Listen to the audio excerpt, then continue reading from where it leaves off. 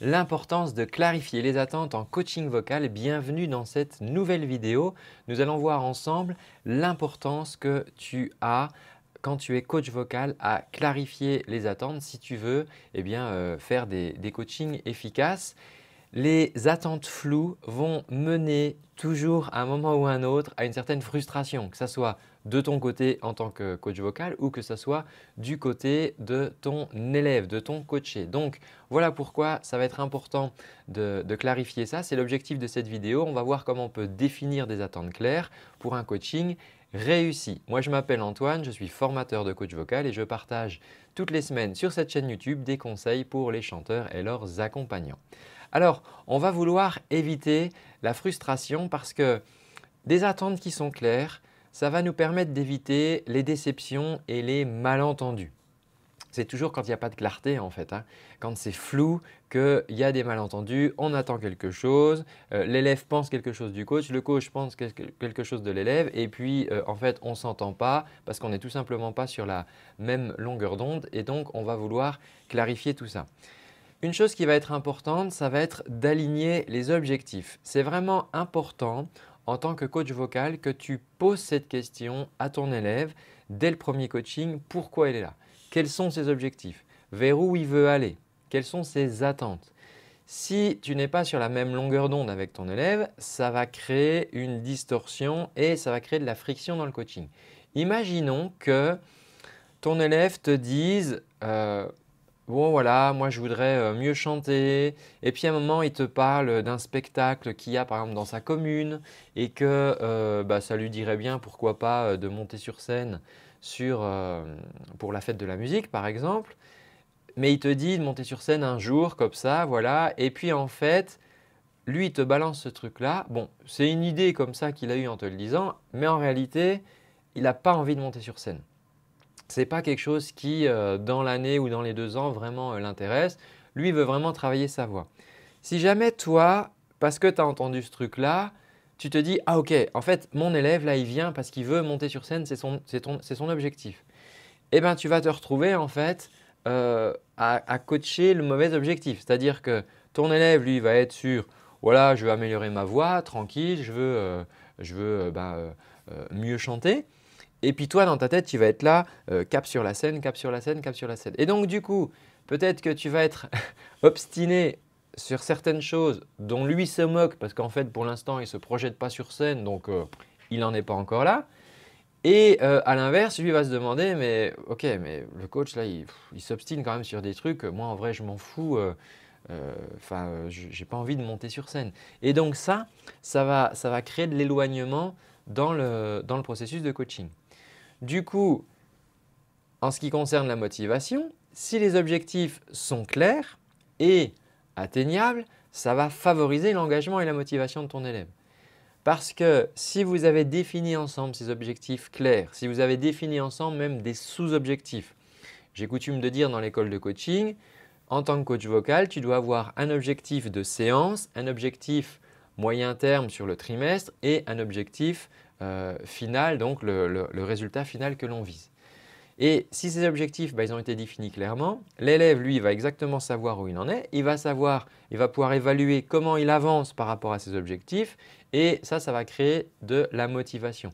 Toi en tant que coach vocal, un de tes rôles c'est de t'assurer de l'adhésion de ton élève au coaching. C'est ce que j'appelle donner des résultats à son élève à l'issue de son plein gré. En fait l'idée voilà, à travers ce petit jeu de mots c'est juste de dire ok, tu as quelqu'un qui est venu pour un objectif, mais il y a des fois, il ne sera pas motivé, il y a des fois, il aura du mal à avancer. Mais toi, en tant que coach, tu es garant du fait que, hop, on garde le cap sur notre objectif.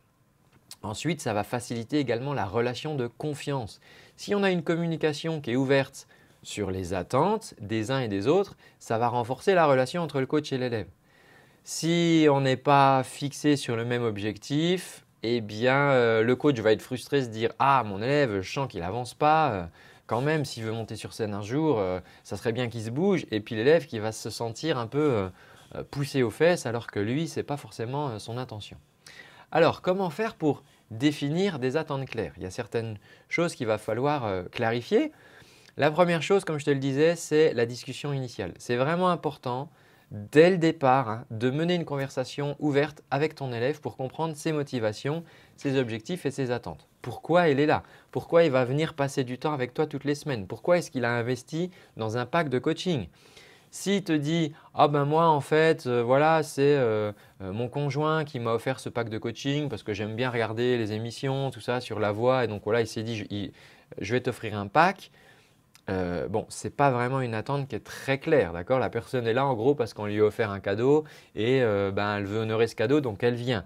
Ça, ce n'est pas une source de motivation suffisante, d'accord? Donc, il faut que tu discutes de ça avec ton élève. Si ton élève te dit « Ah mais moi je suis là pour devenir célèbre », une élève m'avait dit ça, je lui ai dit « Écoute, à ce moment-là, crée-toi un compte Instagram ou va faire des émissions de télé-réalité.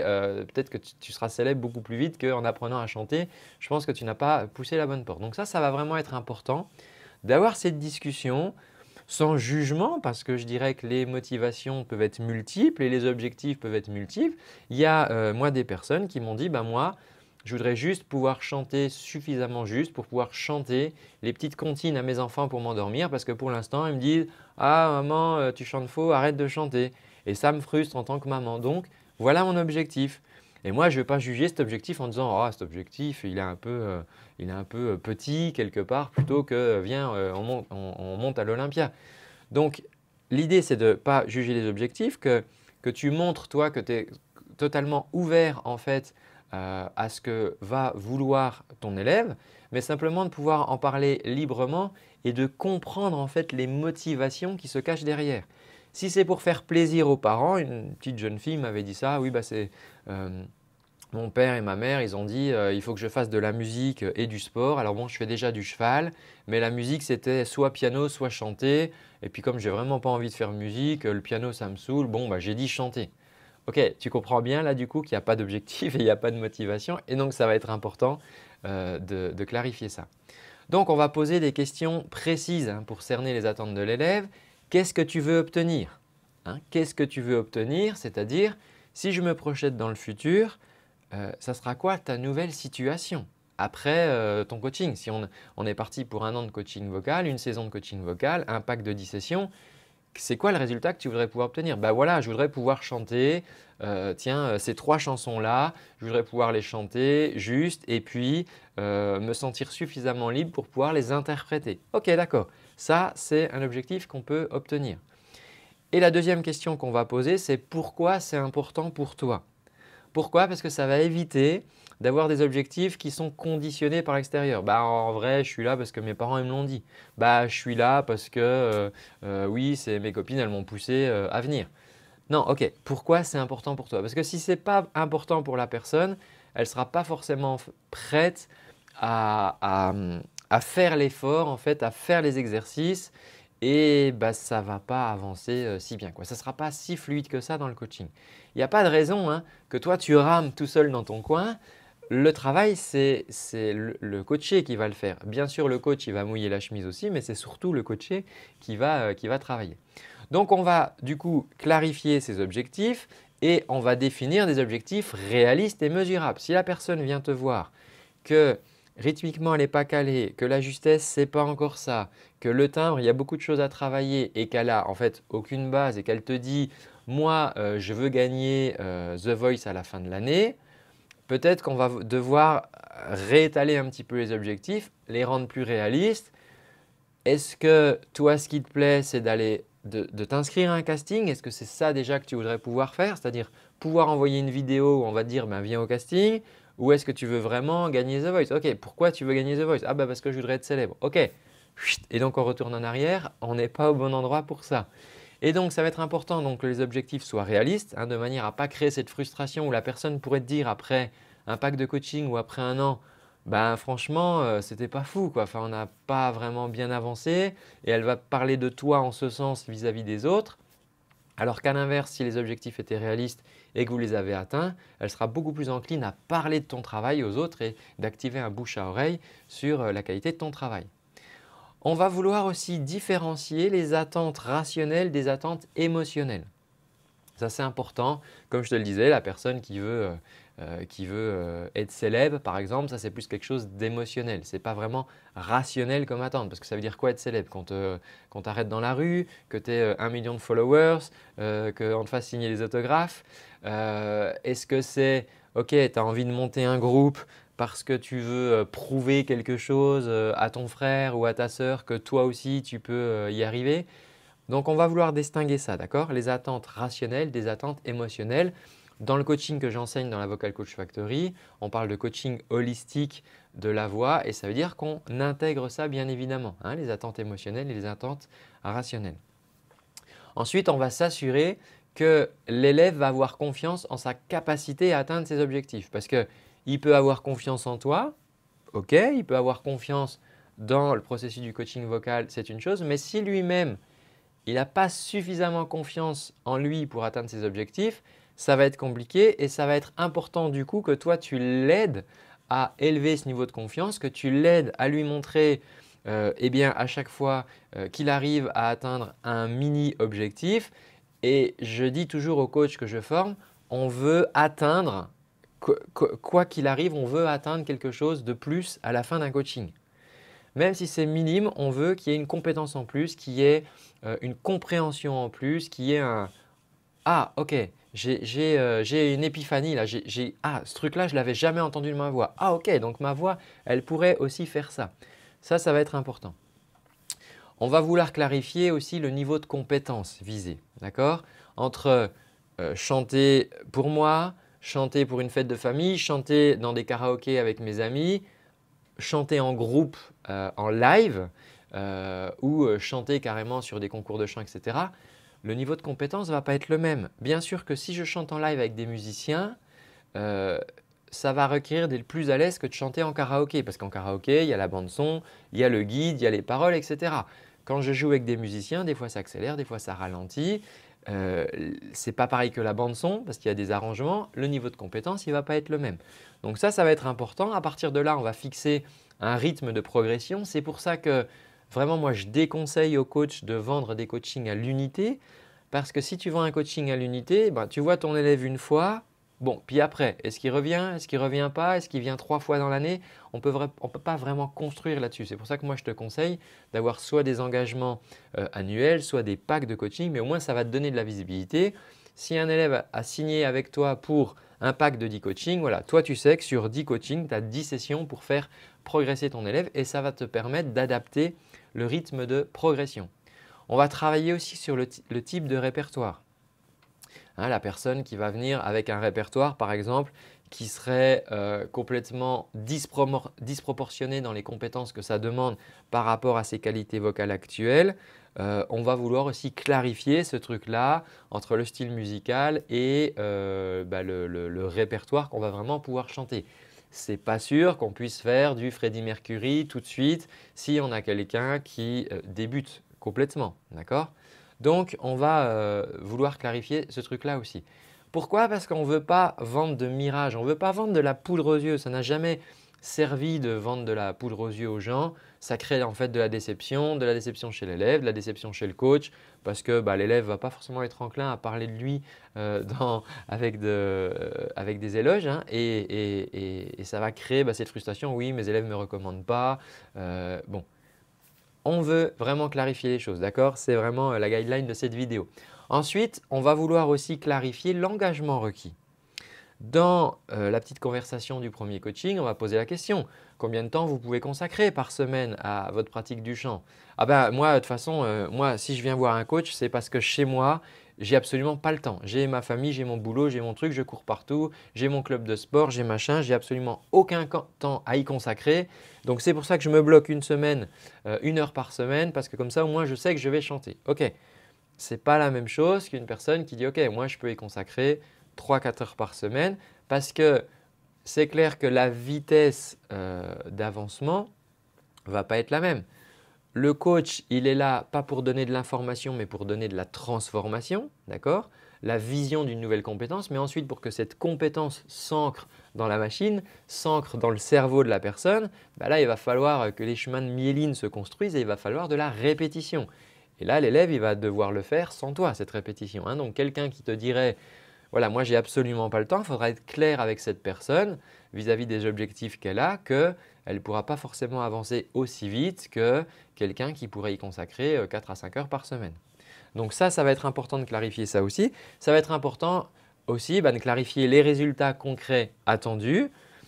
Et il y a une possibilité, ça va être d'adapter les attentes en cours de route, hein. Si la personne tout d'un coup se sent pousser des ailes en disant « Oh, en fait, je crois que de ce que je suis en train d'apprendre, de découvrir de ma voix, finalement, je crois que je pourrais aller beaucoup plus vite, je crois que je pourrais aller beaucoup plus loin. Je n'avais pas osé t'en parler, mais tiens, peut-être que je pourrais explorer du jazz. » Et donc, du coup, ok, donc peut-être qu'on va revoir les attentes en cours de route. Il faut être prêt aussi à ajuster ses objectifs à la baisse en fonction des difficultés rencontrées. Il y a peut-être des nouvelles difficultés qui vont arriver sur le chemin qu'on n'avait pas forcément senti ou évalué avant.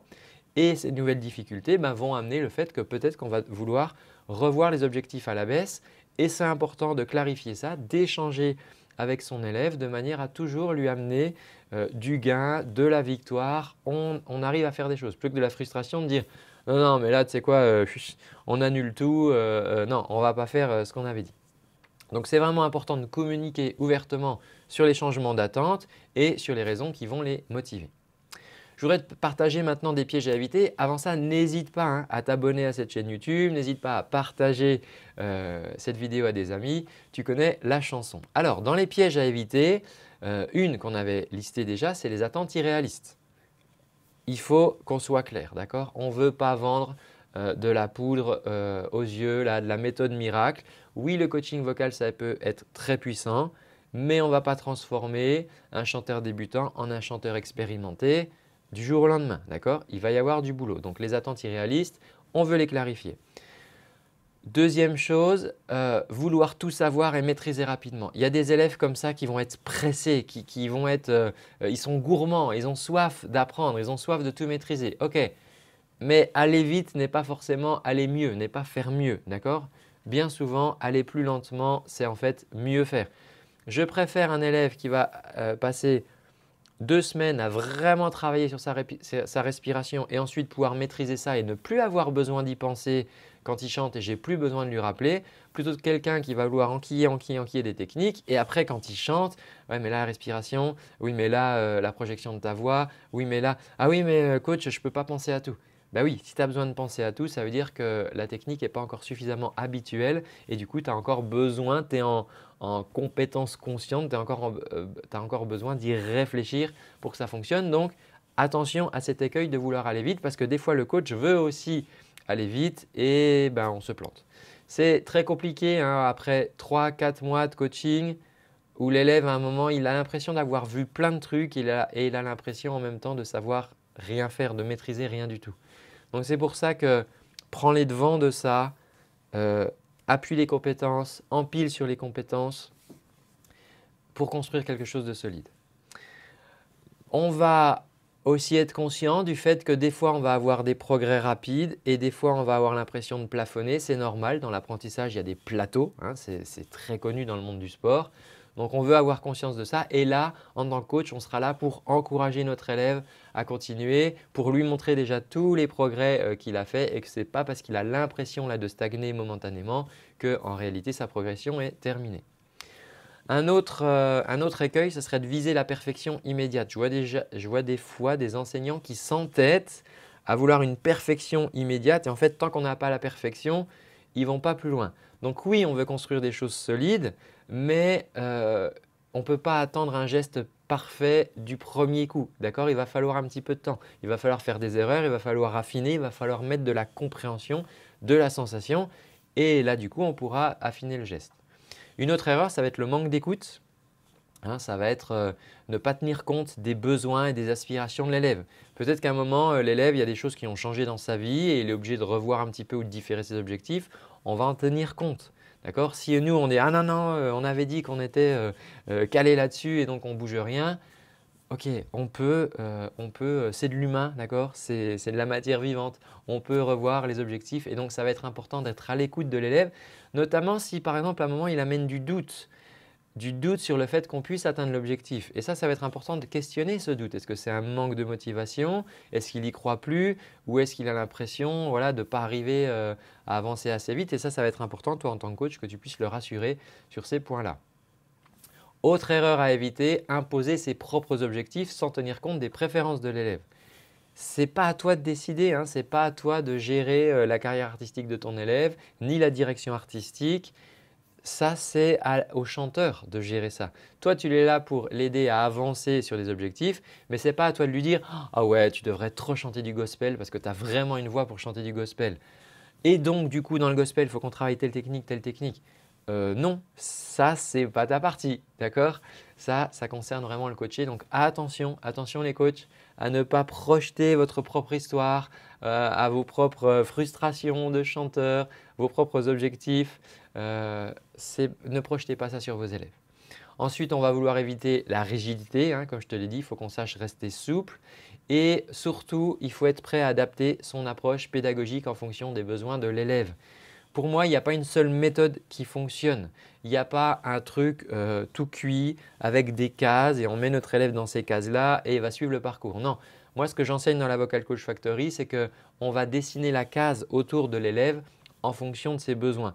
C'est pour ça que le protocole ISPO que j'enseigne, c'est un protocole universel qui s'adapte à n'importe quel chanteur parce qu'on ne veut pas que le chanteur doivent s'adapter à la méthode. On ne veut pas qu'il apprenne des termes ou qu'il ait des compréhensions. Ce n'est pas le rôle. Enfin, pour moi, ce n'est pas le but. La personne veut apprendre à chanter. On n'est pas à l'école. Ça n'a pas à être scolaire. D'accord? Et donc, il faut que tu sois agile. Il faut que tu adaptes ton approche pour avancer en fonction des besoins de l'élève. Et puis, enfin, tiens compte des imprévus. Ce n'est pas parce qu'on s'était fixé un truc. Je vois des fois des coachs comme ça qui sont obstinés. « Ah non, non, non, on avait dit ça à la rentrée, c'était le deal, c'était le contrat. » Oui, mais peut-être qu'il y a des choses qui ont changé entre-temps et donc il faut qu'on puisse tenir compte des imprévus. C'est la vie. Donc, je voudrais pour conclure vraiment réinsister sur l'importance de définir des attentes claires. C'est essentiel pour un coaching vocal réussi. Ça va être essentiel pour éviter les frustrations de ton élève et aussi tes propres frustrations. Tu l'as compris, ça va demander une approche proactive de ta part en tant que coach. Ça va demander aussi une approche collaborative parce que tu ne vas pas faire ça tout seul dans ton coin, tu vas faire ça avec ton élève pour définir et clarifier ses attentes. Tu pourras aussi toi-même clarifier tes attentes vis-à-vis de ton élève et ça va faire partie du cadre notamment. N'hésite pas en commentaire de cette vidéo à partager ta propre expérience et les conseils que tu pourrais ajouter. La clé d'une relation de coaching fructueuse, ça va vraiment être d'avoir cette communication ouverte, honnête et sincère avec ton élève. Si tu t'intéresses à ces techniques de coaching, j'ai réalisé il y a quelque temps un 5-day challenge, 5 jours intensifs pour passer de prof de chant à coach vocal et intégrer justement ces techniques de coaching vocal holistique. Si c'est quelque chose qui t'intéresse, tu peux accéder au replay de cette semaine intensive. Il te suffit de cliquer sur le lien qui va se trouver sous cette vidéo ou là sur le côté à la fin. Tu vas pouvoir ensuite rejoindre ma communauté School. C'est un forum en fait privé dans lequel on échange entre passionnés de la voix et tu pourras accéder du coup à toute la série de replays de ce 5-day challenge. Voilà, je te remercie d'avoir suivi cette vidéo. Je te donne rendez-vous dans un prochain contenu. À bientôt. Ciao.